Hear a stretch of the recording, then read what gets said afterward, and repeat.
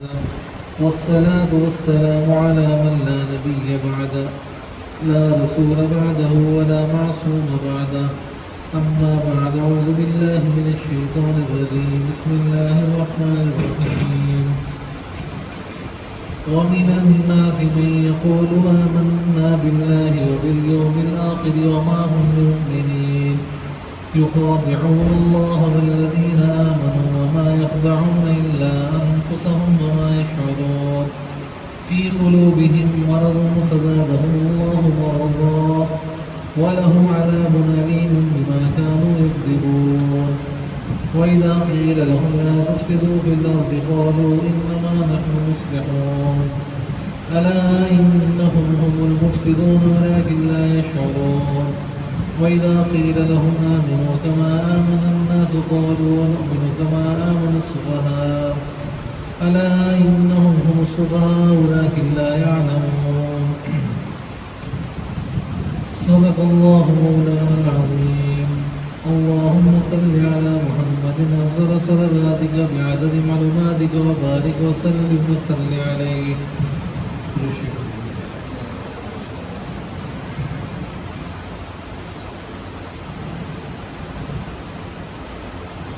دروشی پڑھیں آپ کو دروشی پڑھنے کا خاموشی دروشی پڑھنے شامل محبت کے ساتھ سورہ دروشی پڑھیں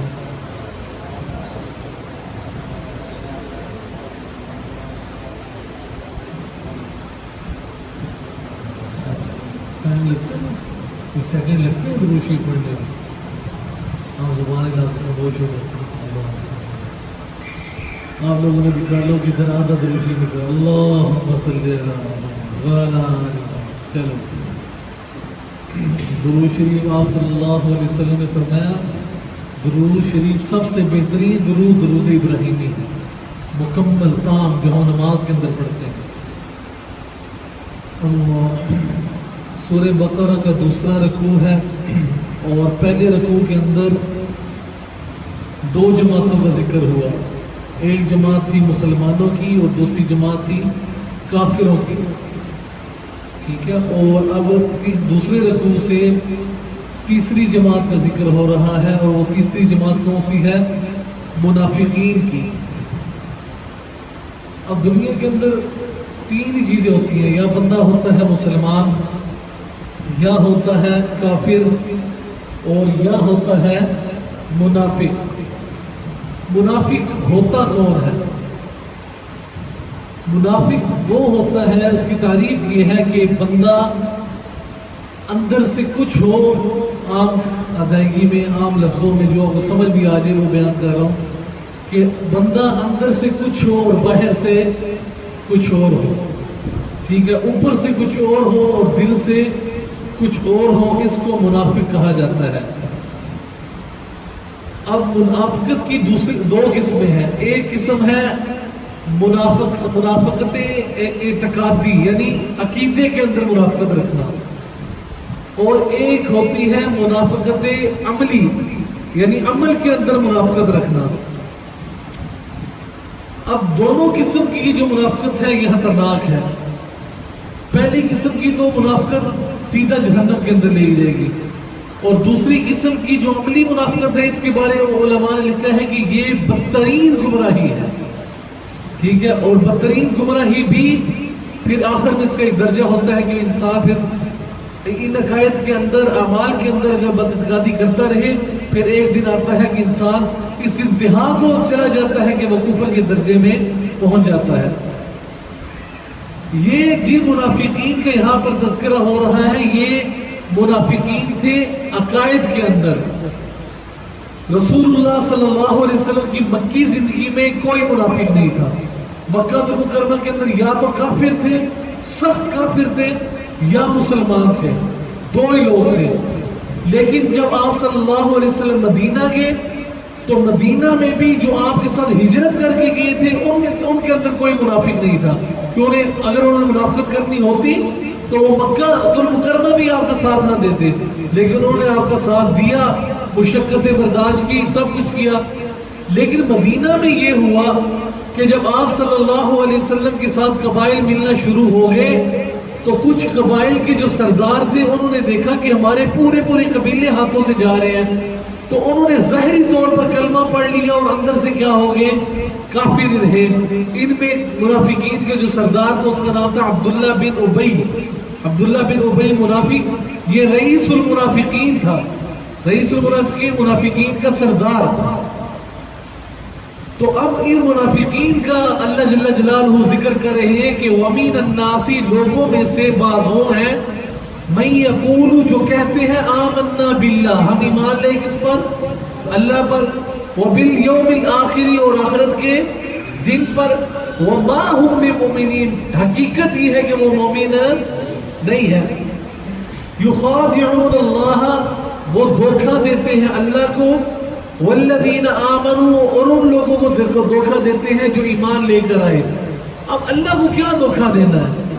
اللہ کو تو کوئی بندہ دھوکہ نہیں دے سکتا، لیکن ظاہری طور پر دھوکہ دینا اللہ کو مراد یہ ہے کہ ظاہر سے کہنا کہ ہم مسلمان ہیں، یا رسول اللہ صلی اللہ علیہ وسلم، ہم آپ کے ساتھ ہیں، ہم آپ کو نبی تسلیم کرتے ہیں، ہم آپ کو رسول تسلیم کرتے ہیں، لیکن دل سے رسول اللہ تسلیم نہیں کرتے تھے، جیسا کہ سورہ منافقون میں آیا، اذا جاءك المنافقون قالوا نشهد انك لرسول الله والله يعلم انك لرسول والله يشهد ان المنافقين لكاذبون۔ آپ کے پاس منافقین آئیں گے اور آتے ہیں اور آ کر کہتے ہیں کہ ہم گواہی دیتے ہیں اللہ کے رسول ہیں۔ اے اللہ کے رسول، آپ کی گواہی، ان کی گواہی کی ضرورت آپ کو نہیں ہے، اللہ بہتر طور پر جانتا ہے، آپ اللہ کے رسول ہیں۔ اپنی اس بات میں منافقین جھوٹے ہیں، ٹھیک ہے، وہ آپ کو دل سے رسول اللہ تسلیم نہیں کرتے۔ تو یہ دھوکہ دینا ہے، اللہ کو دھوکہ یہ دینا ہے کہ اللہ پر ایمان لے لیکن اندر سے ایمان نہیں لائے، اللہ پر ایمان لے دل سے ایمان نہیں لائے، رسول اللہ صلی اللہ علیہ وسلم پر ایمان لائے، ایمان والوں کو بتایا کہ ہم تمہارے ساتھ ہیں، لیکن اندر سے ساتھ نہیں۔ اللہ فرماتے ہیں کہ یہ جو اللہ کو دھوکہ دیتے ہیں، ایمان والوں کو دھوکہ دیتے ہیں، حقیقت میں یہ اپنے آپ کو دھوکہ دیتے ہیں۔ وما يخدعون الا انفسهم وما يشعرون، نہیں وہ دھوکہ دیتے مگر اپنی جانوں کو، مگر اس کا وہ شعور نہیں رکھتے۔ یہ اپنے آپ کو دھوکہ دینے والی بات ہے۔ وہ کہتے ہیں نا کہ جو کبوتر ہوتا ہے نا، وہ جب بلی کو دیکھتا ہے تو اپنی آنکھیں ایسے کر کے کیا کرتا ہے؟ بند کر لیتا ہے، اور بند کر کے اپنے آپ کو دھوکہ یہ دیتا ہے کہ میں آنکھیں بند کروں گا تو بلی چلی جائے گی، بھاگ جائے گی، لیکن اس کی آنکھیں بند کرنے سے بلی بھاگتی نہیں بلکہ اسے دبوچ کے کھا جاتی ہے۔ اسی طرح یہ جو منافقین اپنے آپ کو تسلیاں دے رہے ہیں اور کہہ رہے ہیں کہ بھئی ہم بڑا کمال کر رہے ہیں، بڑی مہارت کی بات ہے کہ ہم نے مسلمانوں کو دھوکہ دیا ہوا، ان کا یہ دھوکہ مسلمانوں کو نہیں ہے، اللہ کو کوئی نقصان نہیں ہے، ایمان والوں کو کوئی نقصان نہیں ہے، ان کا نقصان خود اپنی ذات کو ہے۔ سمجھ آگی بات؟ وما يخدعون الا انفسهم وما يشعرون، لیکن اس بات کا انہیں شعور بھی نہیں ہے۔ فی قلوبہم مرض، ان کے دلوں میں مرض ہے، مرض کوئی جسمانی مرض نہیں، جسمانی مرض مراد نہیں بلکہ روحانی مرض مراد ہے، کہ دل کے اندر جو انہوں نے کدورت رکھی، اسلام کے خلاف نفرت رکھی، اپنے ایمان کو جو ہے وہ ظاہری طور پر لے کر آئے اور دل کے اندر کفر رکھا، یہ مرض ہے۔ اور اللہ فرماتے ہیں فزادہم اللہ مرضا، ان کی اس حرکت کی وجہ سے اللہ نے ان کے مرض کو اور بڑھا دیا، منافقت کو اور بڑھا دیا۔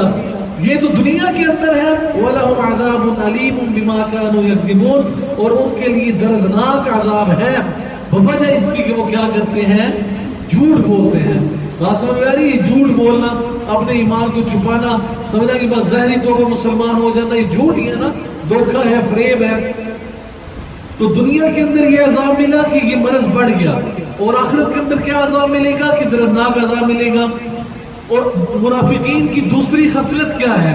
پہلی خصلت تو یہ ہے، کہتے کہ آمنا، ہم ایمان لائے، لیکن حقیقت میں وہ ایماندار نہیں ہے۔ منافقین کی دوسری خصلت یاد رکھیے گا بھائی، وَإِذَا قِيلَ لَهُمْ لَا تُفْسِدُوا فِي الْأَرْضِ، جب ان سے کہا جاتا ہے کہ زمین کے اندر فساد برپا نہ کرو، قَالُوا إِنَّمَا نَحْنُ مُصْلِحُونَ، کہتے ہیں ہم تو بھائی اصلاح کرنے والے ہیں، ہم تو بڑے مصلح سلح جو لوگ ہیں، ہم تو آپ کے ساتھ ہیں، آپ کے ساتھ جنگوں میں شریک ہوں گے، آپ کے ساتھ یہ معاملات کریں گے، کفار کے آپ کے ساتھ مل کے کفار کے ساتھ لڑائی کریں گے، ہم تو سلح والے لوگ ہیں۔ اللہ فرماتے ہیں نہیں، الا انہم هم المفسدون، یہ جو کہتے ہیں کہ مصلحون ہے، یہ مصلحون نہیں مفسدون ہے، ولکن لا یشعرون، لیکن اس کا وہ شعور نہیں رکھتے۔ ان کا فساد غزوہ حنین کے موقع پر انہوں نے یہ پلان بنایا تھا کہ رسول اللہ صلی اللہ علیہ وسلم کی اونٹنی کو رات کے وقت کے اندر پیچھے سے دبکائیں گے، اس کو ماریں گے، وہ دبکے گی، بدکے گی، تو کیا ہوگا؟ آپ صلی اللہ علیہ وسلم اونٹنی سے گر کر نعوذ باللہ شہید ہو جائیں گے۔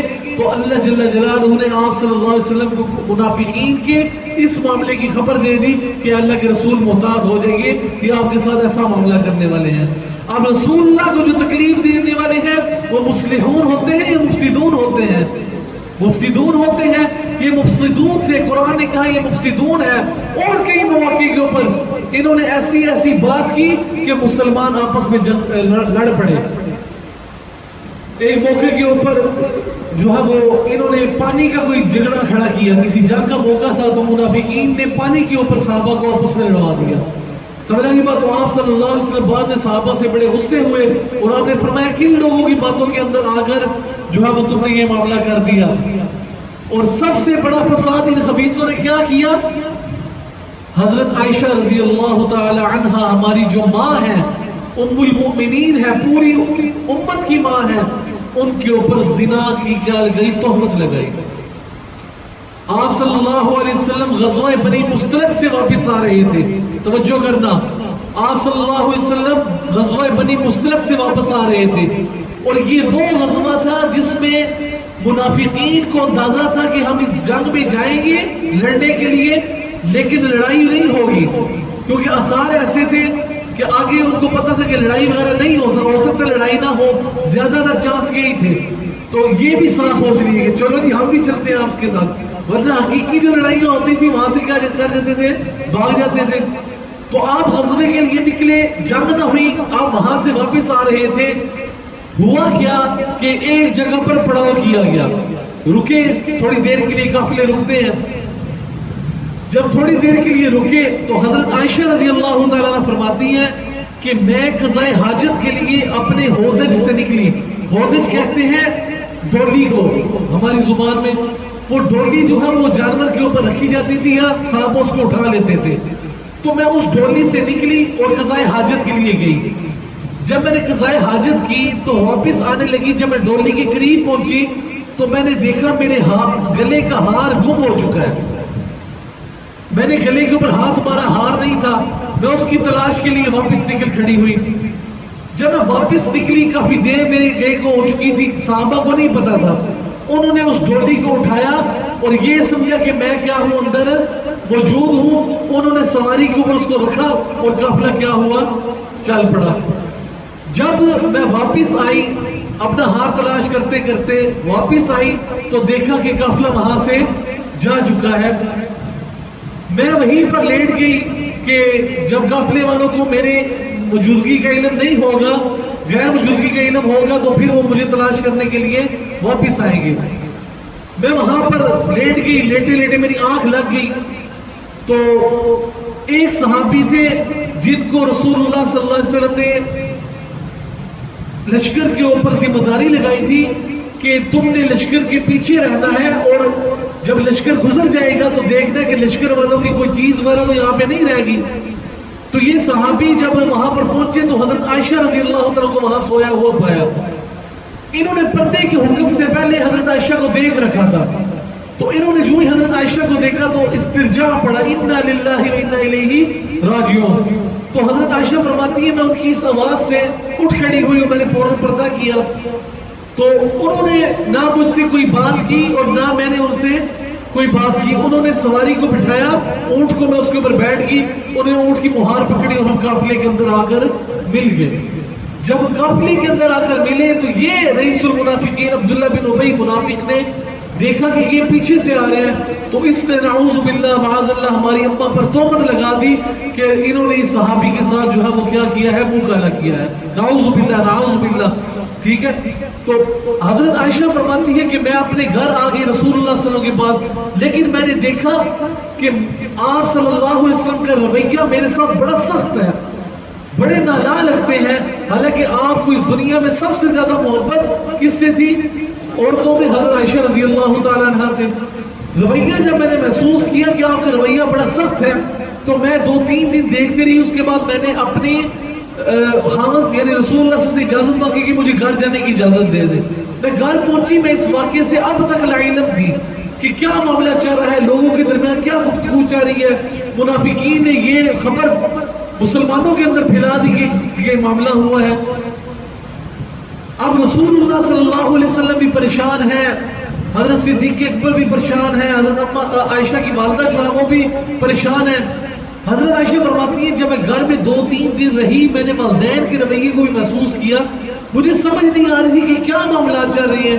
تو میں اپنی سہیلی کے ساتھ قضائے حاجت کے لیے نکلی تو مجھے ٹھوکر لگی.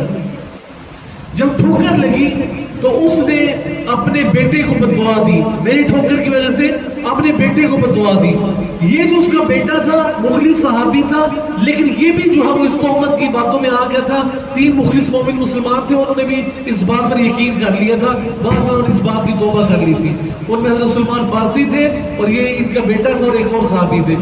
تو بہرحال جب میں نے ان کو دیکھا, میں نے کہا کہ آپ ایک بدری صحابی کو کہہ رہی ہے کہ وہ ہلاکت ہو, تو کہتے تمہیں پتہ نہیں ہے کہ وہ تیرے ساتھ جو ہے وہ تہمت میں شریک ہے اور شریک ہونے والوں کی جو ہے وہ باتوں کے اوپر یقین کر رہے ہیں.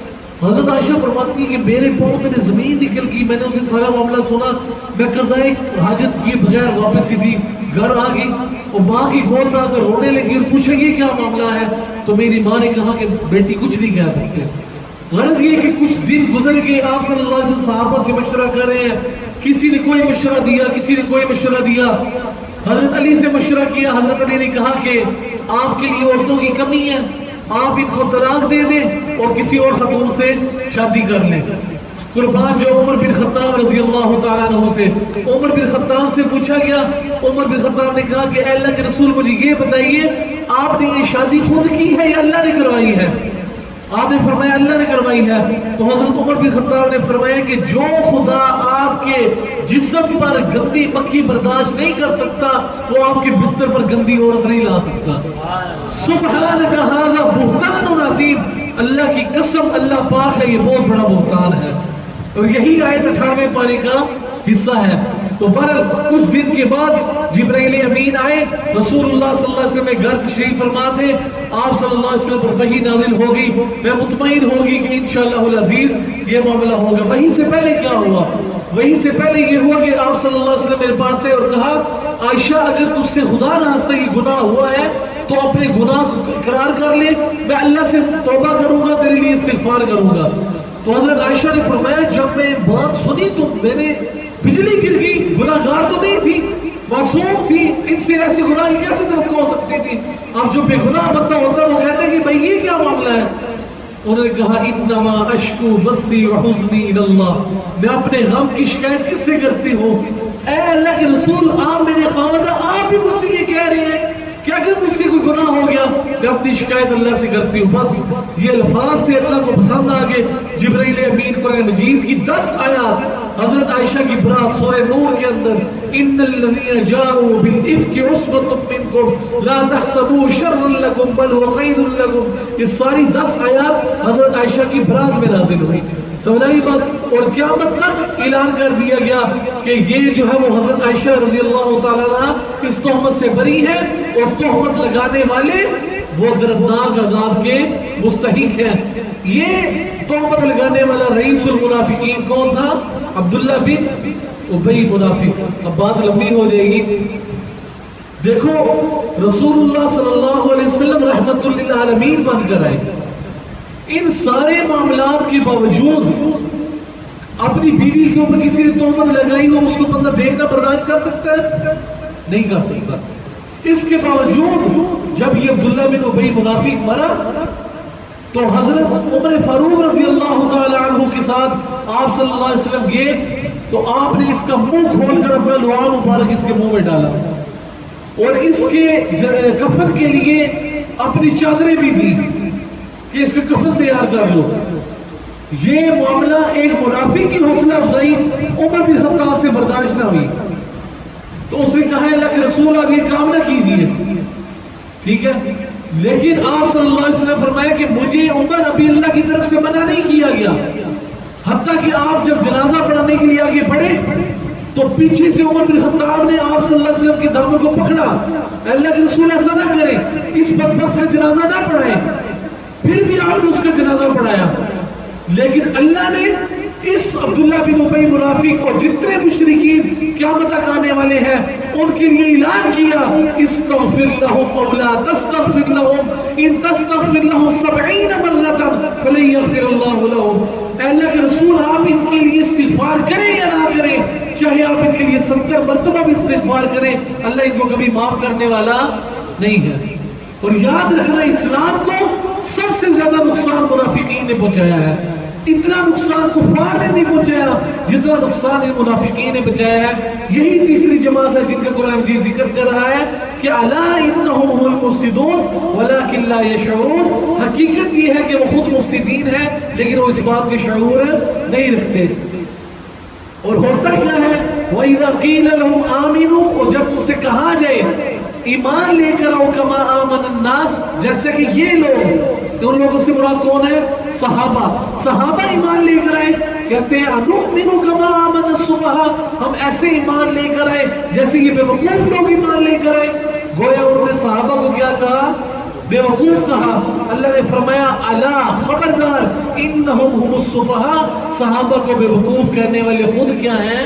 بے وقوف ہیں، ولیکن لا یعلمون، لیکن اس بات کو جانتے نہیں۔ آج کے دور میں بھی اگر کوئی صحابہ کے اوپر تنقید کرتا ہے یا صحابہ کی تنقید کرتا ہے یا صحابہ کے اوپر اپنی زبان کھولتا ہے، در حقیقت وہ خود کیا ہے؟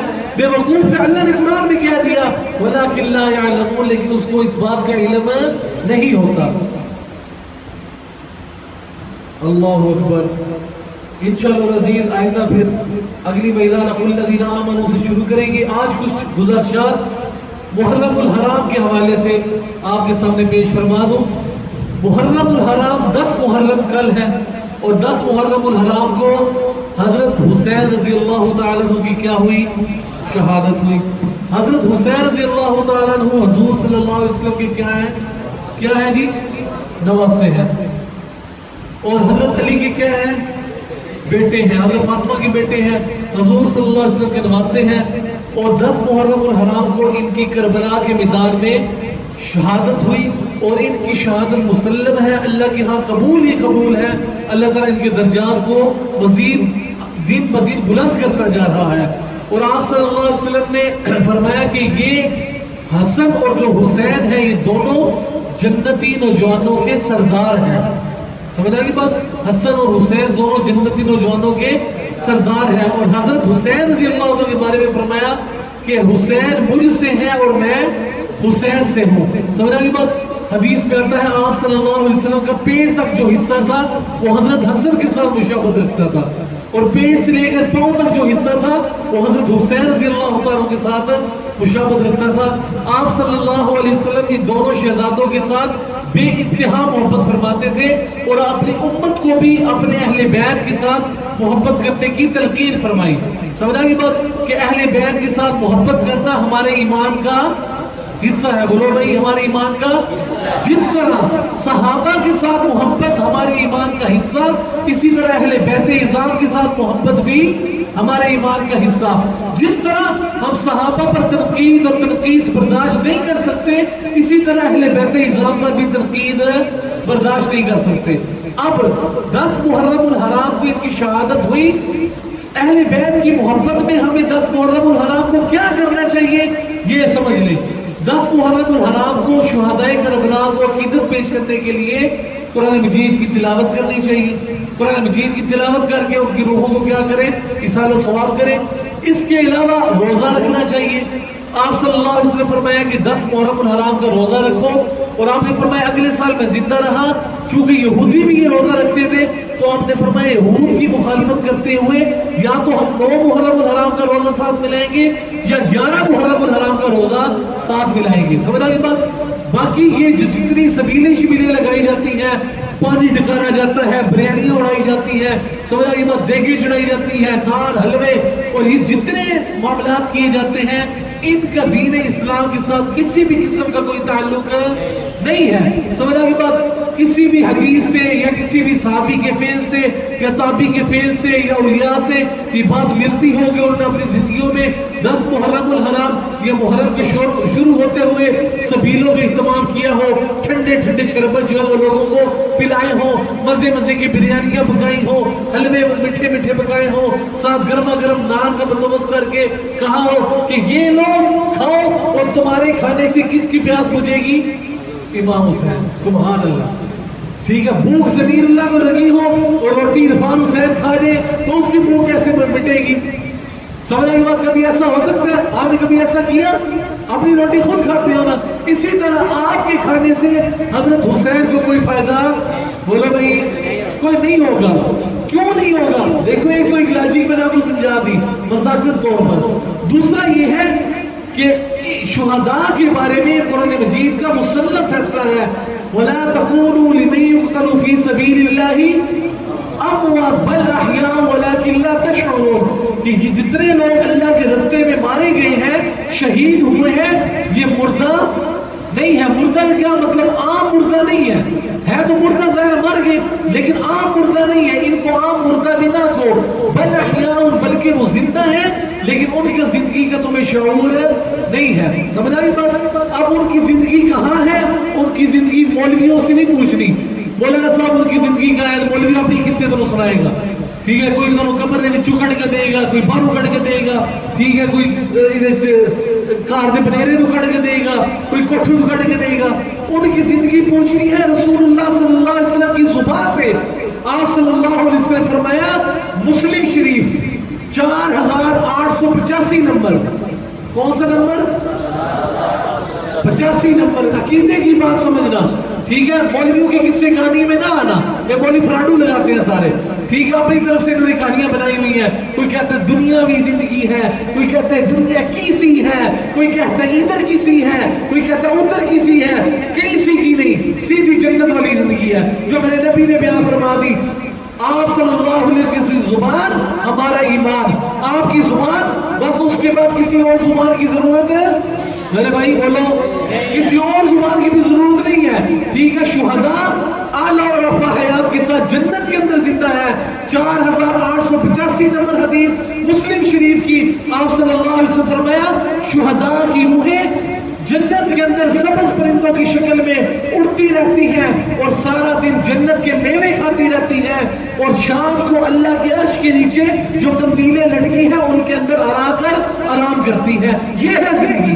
سمجھا نہیں بات؟ یہ زندگی جو میرے نبی نے بیان فرما دی. اور پھر اگلی حدیث کا ٹکڑا آپ نے فرمایا کہ اس سے پوچھا جاتا ہے جان کر. اللہ اپنی قدرت کے مطابق جان کر پوچھتے ہیں تمہیں کچھ اور چیز چاہیے؟ وہ کہتے ہیں اللہ نہیں چاہیے. تو نے اتنا کچھ دے دی، اور کیا چاہیے؟ جنت مل گئی، جنت کی نعمتیں مل گئی، تیری رضا مل گئی، اور کیا چاہیے؟ پھر اللہ پوچھتے ہیں ہاں بتاؤ اور کیا چاہیے؟ وہ کہتے ہیں اللہ بہت کچھ مل گیا. اللہ پھر پوچھتے ہیں بتاؤ کیا چاہیے؟ وہ کہتے ہیں ہاں اگر یہ ہو سکتا ہے ان ترد ارواحنا فی الاجساد. یہ حدیث کے الفاظ ہیں، میں نے نہیں کہے. ان ترد ارواحنا فی الاجساد، تو ہماری روحوں کو واپس جسموں میں لٹا دے تاکہ ہم جہاد جا کر دوبارہ میدان جہاد میں کر سکیں. سمجھ آ گئی بات؟ تو جب روح جسم سے جدا ہو گئی، روح کے جسم کے ساتھ تعلق ختم ہو گیا، اب سیدھی جنت والی حیات ہے. یا عام مسلمان اعلیٰ علیین میں ہے اور گناہگار سجین میں چلا گیا. دنیاوی زندگی کا معاملہ ختم ہو گیا، برزخ آ گیا، پردہ آ گیا. شہداء کو اللہ نے کیا کر دیا؟ جنت کے اندر زندہ کر دیا. اور چوتھے بارے میں غالباً کیا آتا ہے؟ وَلَا تَحْسَبَنَّ الَّذِينَ قُتِلُوا فِي سَبِيلِ اللَّهِ. کیسے آواز آگے؟ بَلْ أَحْيَاءٌ عِندَ رَبِّهِمْ يُرْزَقُونَ، بلکہ وہ زندہ ہے اور رزق اللہ کے ہاں دیے جاتے ہیں. بل احیاء عند قبرہم نہیں ہے، بل احیاء عند ربہم ہے. اپنے رب کے پاس زندہ ہے اور رزق، یہی رزق جنت والا، جنت کے میوے، جنت کے پھل پھول اڑتے رہتے ہیں سبز پرندوں کی شکل میں رسول اللہ صلی اللہ علیہ وسلم کی زبان کے مطابق. اور جب آپ نے کہہ دیا کہ یہ شہید ہے، شہید کی یہ زندگی ہے، اس کے بعد مجھے اور آپ کو اس بات میں پڑھنے کی ضرورت نہیں کہ وہ زندگی کیسی ہے، کیسے ہوگی. وہ برزخ کا معاملہ ہے. حضرت مفتی تقی عثمانی مدظلہ اللہ ان کی زندگی میں برکت عطا فرمائے، ہمارے لیے بہت بڑا قابل فخر سرمایہ ہے. جھگڑے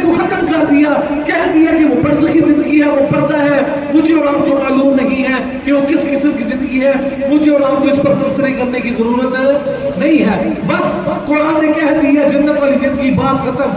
تو عرض یہ کر رہا ہوں کہ شہید کی اعلیٰ اور ارفع حیات ہے، وہ تو جنت کے اندر مزے لوٹ رہے ہیں اور تسی تھے بیٹھ ہائے حسین، واہ حسین، یا حسین. سمجھا کی بات؟ تمہارے رونے سے پیٹنے سے نہ ان کو کوئی نفع ہے اور نہ کوئی نقصان ہے. بات سمجھ میں آ رہی ہے نا؟ ٹھیک ہے. ہاں تمہیں ضرور نقصان ہوگا. آپ صلی اللہ علیہ وسلم نے ارشاد فرمایا جس نے جاہلیت کی طرح رونا دھونا کیا، اپنا سر پیٹا، چہرہ نوچا، لیس منا، آپ نے فرمایا اس کا ہمارے ساتھ کوئی تعلق نہیں ہے. رونا دھونا 3 دن کا ہوتا ہے، غم 3 دن کا ہوتا ہے. 3 دن کے بعد اگر کوئی میاں فوت ہو گیا، بیوی کے لیے جائز ہے کہ 4 مہینے 10 دن تک وہ کیا کر سکتی ہے؟ سو کر سکتی ہے. اس کے بعد شریعت نے اس کو بھی حکم دیا کہ اگر وہ شادی کرنا چاہ رہی ہے تو کیا کر لے؟ شادی کر لے. جانے والا دنیا سے چلا گیا، اب جانے والے کے لیے رونا دھونا پیٹنا. اور یہ سارے فنکار ہوتے ہیں. میں آپ کو سچی بات بتاؤں، یہ جتنے بھی لوگ ہوتے ہیں یہ فنکاریاں کرتے ہیں. ٹھیک ہے. جو صحیح شیعہ ہے، صحیح جو شیعہ ہے، جو پیسے والا ہے، وہ کبھی بھی خود ماتم، اور اگر کرے گا بھی تو ایسے آرام سے. اور جتنے آپ دیکھتے ہیں خون بہانے والے، ٹھیک ہے، اپنا گندا نپاک خون بہا رہے ہوتے ہیں، یہ سارے نٹ قسم کے. ٹھیک ہے. جتنے چنگڑا لے پوڑا لے، ٹھیک ہے، بھوکھے ہوتے 10 بار. ٹھیک ہے. کوئی 1000 روپے دیہڑ کے اوپر ہوتے ہیں. میں مزاق نہیں کر رہا، آپ اس جا کے سرچ کر لیں. کوئی 1000 کے اوپر ماتم کے لحاظ سے اگر سیدھا مار دے صرف تو 1000 روپیہ. ٹھیک ہے. اگر ہلکی ہلکی چھری مار دی ہے 2000 روپیہ. اور اگر پورا ایٹم کرنا ہے کہ جناب صحیح خون نکلے اور پھر آگے پیچھے جو بوتلیں بھی لگے اور زخم بھی ہو، 10,000 روپیہ دیہڑی. سمجھا کی بات؟ تو یہ جتنے بھی دیہڑی دار مزدور ہیں یہ سارے 10 مولہ کو کالے کپڑے پہن کر، ٹھیک ہے، جن کے اسلام کے ساتھ کوئی تعلق نہیں ہوتا، نہ اسلام اس بات کی اجازت دیتے میرے بھائی. اور آپ لوگ بھی بچے، وہ تو جو کر رہے ہیں. ہم سنی مسلمانوں نے کیا کرنا ہے کہ اعتدال کے رستے کو اپنانا ہے. ان کو بڑھاوا دینے کے لیے گھر کے اندر جامع شیریں کی بوتل لا کر 2 کلو چینی لے آ کے مکس کر کے، ٹھیک ہے، باہر موٹر سائیکل ہے اس طرح ہو گیا، آ جاؤ پانی پی لو. ٹھیک ہے. راستے میں دیکھ رہے ہیں آج کل تماشا لگا ہوا ہے، آ جاؤ. آپ تو نہیں پیتے رہے، لگتا ہے کسی نے تھوڑی گڑبڑ کی ہے. ضمیر اللہ وہ نیچے کر رہا، ضمیر اللہ پیاس نہیں لگی ہوئی تھی. اچھا چلو ٹھیک ہے. تو پر یہ پانی بنانا حرام ہے، پانی پینا حرام ہے. ٹھیک ہے. اور اس میں معاملت کرنا، اس کا دین اسلام کے ساتھ بھائی کوئی تعلق نہیں. اور ہم لوگ بڑھاوا دیتے ہیں نا، ہم لوگ ساتھ شامل ہو جاتے ہیں. لنگر حسینی، سبیل حسینی، سبیل امام حسین. ٹھیک ہے. وہ سارا نام ہم لگے ہیں. دیکھو جی، اب ایسے لوگوں کو ہم پروموٹ کرتے ہیں. اگر ہم لوگ ان کی حوصلہ افزائی کی بجائے حوصلہ شکنی کریں تو پھر ان کو سمجھ لگ جائے گی کہ ہم تعداد میں 2-4 ہی ہیں. لیکن کیا ہوتا ہے کہ ہم کہتے ہیں کہ نہیں یار لگاؤ. ہمارے جو سنوے بھائی ہوتے ہیں، سنوے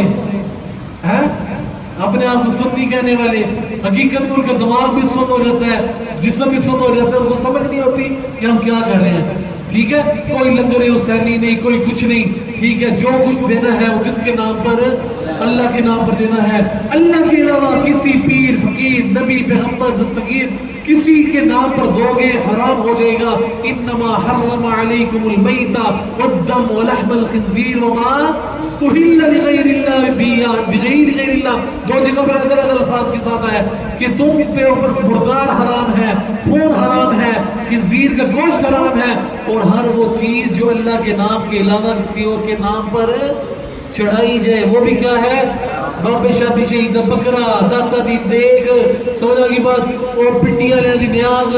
ٹھیک ہے. نظر اللہ نیاز حسین. ٹھیک ہے.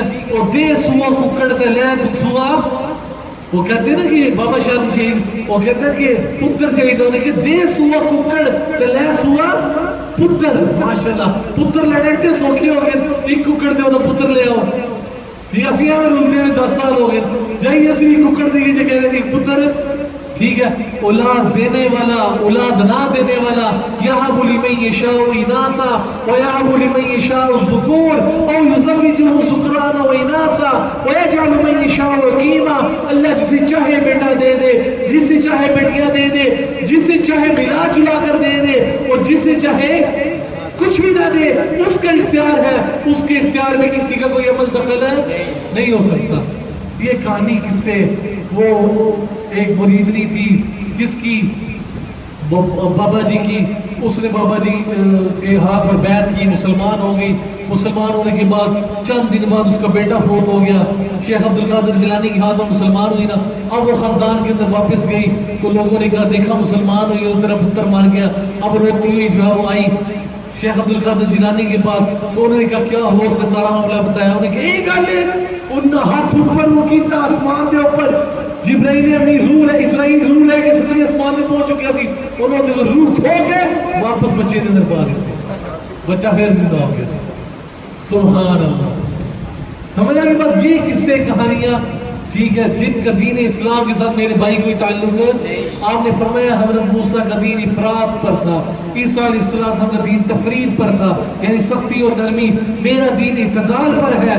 یا اہل الکتاب لا تغلوا فی دینکم، اہل کتاب دین کے اندر غلو نہ کرو، سب سے محبت رکھو، لیکن محبت کے اندر یہ نہیں کہ حضرت علی سے محبت کرتے ہیں یا حضرت حسین سے محبت کرتے ہیں تو ہم نعرہ لگانا شروع کر دیں یا علی مدد، یا حسین مدد، یا پیر مدد، یا فلانا مدد۔ مدد کرنے والا صرف کون ہے؟ سارے بولو بھائی۔ اگر حضرت علی کے پاس کسی کی مدد کرنے کے اختیار ہوتا، میرے آخری جملے ہیں، اگر حضرت علی کے پاس کسی کی مدد کرنے کے اختیار ہوتا تو کربلا کے میدان میں سب سے پہلے اپنے بیٹے حضرت حسین کی مدد کے لیے آ جاتے نا آتے۔ لیکن 72 لوگوں کا یہ خاندان عظیم قربانی دے کر شہید ہو گیا، اور اس کربلا کے میدان میں بھی حضرت حسین کے زبان پر جو جملہ جاری تھا وہ یہی تھا، اللہ اکبر کبیرہ والحمدللہ کثیرہ وسبحان اللہ بکرۃ واسیلہ۔ ہمیشہ اللہ کا نام بلند ہے اور مدد کرنے والا صرف کون ہے؟ یہی کربلا کے میدان کا سبق ہے کہ حق کے سامنے ڈٹ جاؤ۔ سمجھ آگئی بات؟ جو بات سمجھ میں آگئی حق کی، اس کے سامنے ڈٹ جاؤ۔ پھر خاندان، برادری، قبیلہ، کتنے لوگ سامنے آئے لیکن حضرت حسین نے کسی کی سنی نہیں، اور حق کے لیے اپنی عظیم قربانی، اپنی جانوں میں نذرانہ پیش کر دیا۔ اللہ تعالیٰ ان کی قربانی کو اپنی برگاہ میں قبول فرما لے اور ہم سب کو بھی ان کے نقش قدم پر چلنے کی توفیق عطا فرمائے۔ الحمدللہ۔